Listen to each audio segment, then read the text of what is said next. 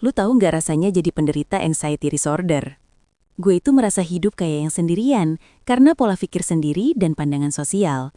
Gak seperti penyakit pada umumnya yang dapat support system, bahkan seorang anxiety merasa dirinya dijauhi oleh sosial. Oke, sebelum kita lanjut, sedikit gue mau bahas apa itu anxiety disorder.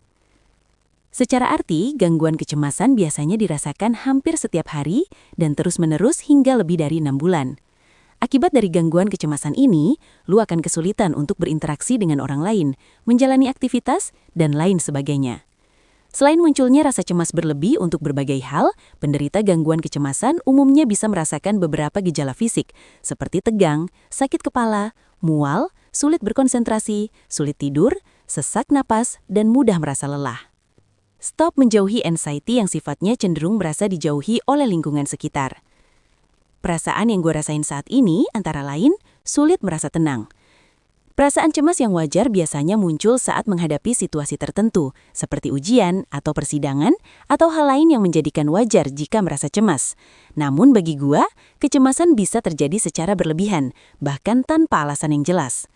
Pikiran pun dipenuhi skenario terburuk, sehingga sulit untuk merasa tenang. Bagi gue, berkonsentrasi sangatlah sulit apabila gue sudah merasakan cemas berlebih. Bagi gua, serasa isi pikiran penuh dan sulit fokus. Seseorang bisa merasa pikirannya terus mengarah ke berbagai kemungkinan buruk dan pengalaman kurang baik di masa lalu, sehingga sulit untuk berkonsentrasi. Bahkan tugas sederhana pun bisa terasa berat karena sulit mengatur fokus. Gua seorang yang mudah emosional dan lebih sensitif. Seorang anxiety cenderung lebih sensitif secara emosional. Perasaan cemas yang menumpuk bisa membuat seseorang menjadi mudah menangis, marah, atau frustasi karena merasa kewalahan, takut, dan banyak beban pikiran. Pada kondisi tertentu, gue juga bisa gampang merubah suasana hati atau mood swing. Apabila malam sudah pasti, akan susah tidur. Pikiran yang terus-menerus bekerja dan rasa khawatir yang berlebihan membuat tubuh sulit rileks, sehingga tidur pun terganggu. Gue merasa mudah lelah.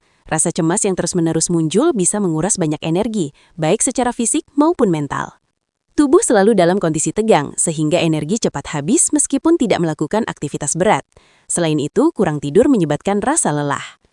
Kalau sudah panik attack yang dirasa itu dada berdebar-debar. Anxiety dapat memicu respons tubuh yang disebut fight or flight, yang bisa menyebabkan jantung berdebar lebih cepat atau tidak teratur. Hal ini terjadi karena ketika mengalami stres, tubuh akan melepaskan hormon stres seperti adrenalin, sehingga membuat tekanan darah naik dan detak jantung menjadi lebih cepat.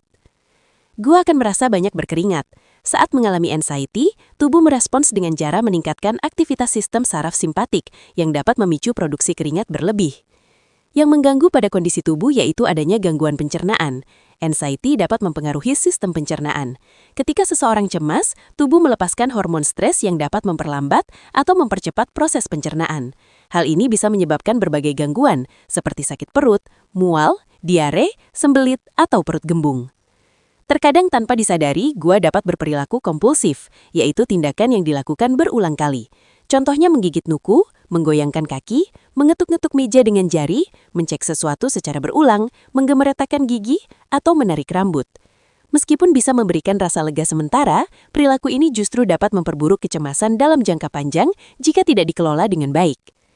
Biasanya gue tidak bisa menikmati me time, so me time biasanya digunakan untuk bersantai dan menikmati hal-hal yang disukai. Namun bagi seseorang dengan anxiety, me time justru bisa terasa tidak nyaman. Pikirannya terus dipenuhi oleh rasa cemas, sehingga sulit untuk benar-benar rileks atau menikmati momen tersebut. Gua seringkali merasa takut keluar dari zona nyaman. Pikiran dipenuhi dengan berbagai kemungkinan buruk yang bisa terjadi jika mencoba sesuatu yang baru, sehingga muncul rasa takut gagal atau takut dinilai oleh orang lain. Gua sudah berusaha sekuat tenaga untuk lepas dari anxiety disorder ini, tapi gua harus tetap mengontrol diri dan rutin berobat setiap waktu, karena tanpa pengobatan akan menjadi sangat buruk bagi gua. Jadi please, tolong temani orang yang mengidap penyakit tersebut. Rasanya tersiksa tiap waktu. Demikian informasi dari info sekitar kita. Jangan lupa like dan subscribe agar channel ini terus berkembang. Terima kasih.